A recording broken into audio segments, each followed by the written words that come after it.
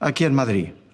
Empezamos a conocer el papel importante de la emoción en los procesos cognitivos del cerebro. Mi pregunta es, ¿qué reflexión le merece el valor de la emoción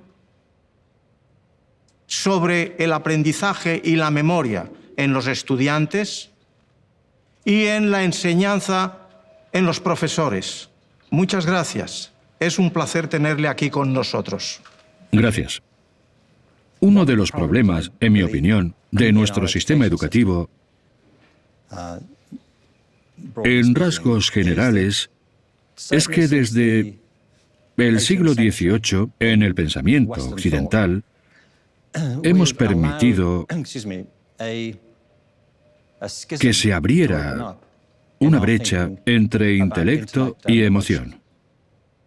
Consideramos que ambas cosas no están relacionadas y que el intelecto, la inteligencia, tiene que ver con la razón, la lógica y el juicio basado en evidencias, y que los sentimientos y emociones son, de algún modo, perjudiciales y hay que contenerlos. Por eso, desde el nacimiento de la psiquiatría, a finales del siglo XIX, casi todo el esfuerzo y los libros que se han escrito se han centrado en los aspectos negativos de la emoción. Estamos hablando de trastornos emocionales, enfermedades emocionales, psicosis, de gente distraída o torturada por sus sentimientos. No quiero decir que no haya emociones negativas, está claro que las hay.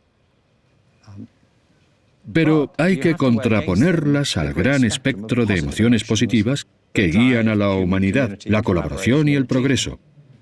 El amor, la compasión, la alegría, el placer, el entusiasmo y la euforia, la expectativa.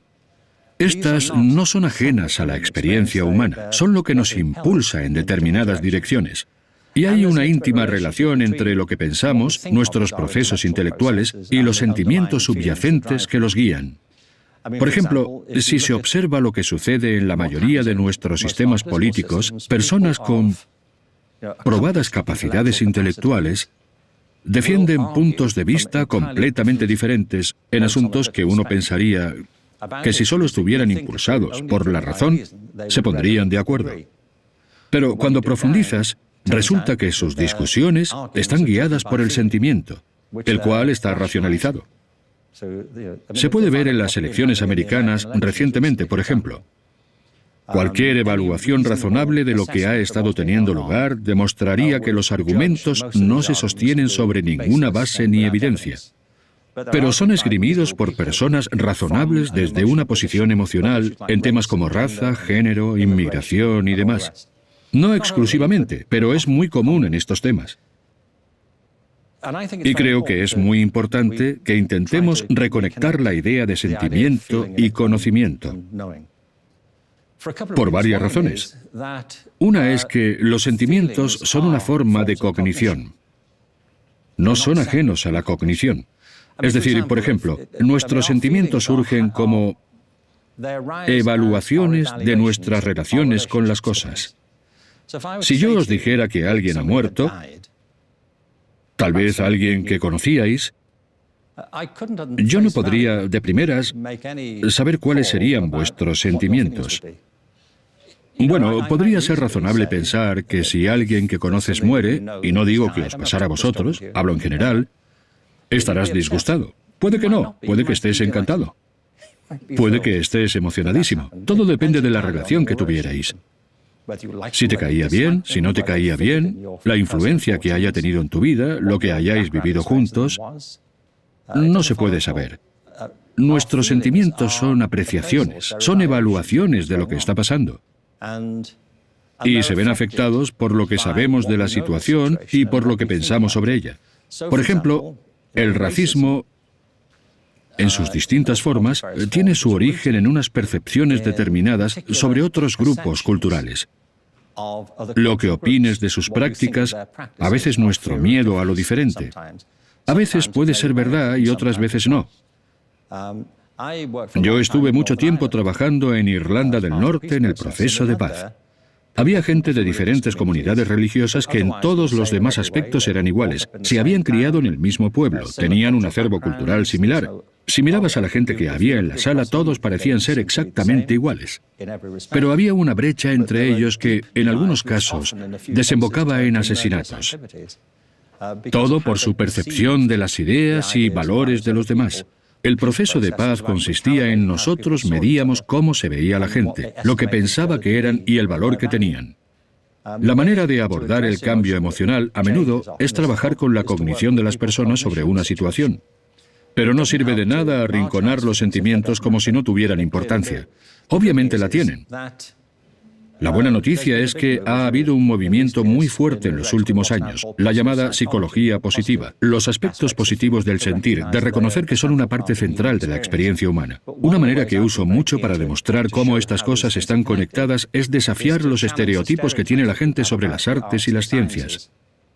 En las escuelas, por ejemplo, a menudo se piensa que la ciencia es la parte rigurosa e intelectual del aprendizaje, y que las artes es donde la gente da rienda suelta a su creatividad, y que ahí es donde pueden expresar algo, expresar sus sentimientos. Durante un tiempo hemos vivido con esa idea. Siempre se ha dicho que la ciencia es cosa del intelecto y que el arte es cosa del sentimiento. Es como si pudieras centrarte en el intelecto hasta la hora de comer y por la tarde centrarte en los sentimientos.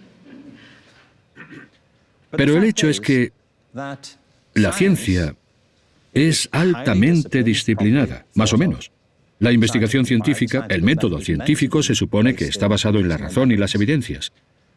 Pero los científicos son personas altamente apasionadas, guiadas por la intuición. Michael Polanyi, en su libro Personal Knowledge, hablaba muy inteligentemente sobre esto hace años.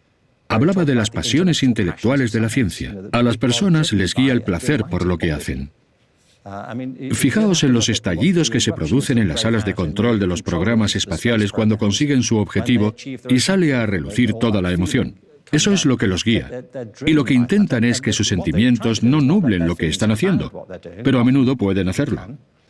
Los sentimientos negativos pueden interponerse, pero el impulso de descubrir, el impulso de la curiosidad, de la emoción y la pasión que guía al proceso científico son fundamentales para el éxito. Y, a su vez, no son investigadores sin escrúpulos que van de un experimento a otro hasta llegar a una conclusión. A menudo, y Polanyi habla sobre esto, un científico tendrá una corazonada que acaba convirtiéndose en una hipótesis sobre lo que van a empezar a investigar.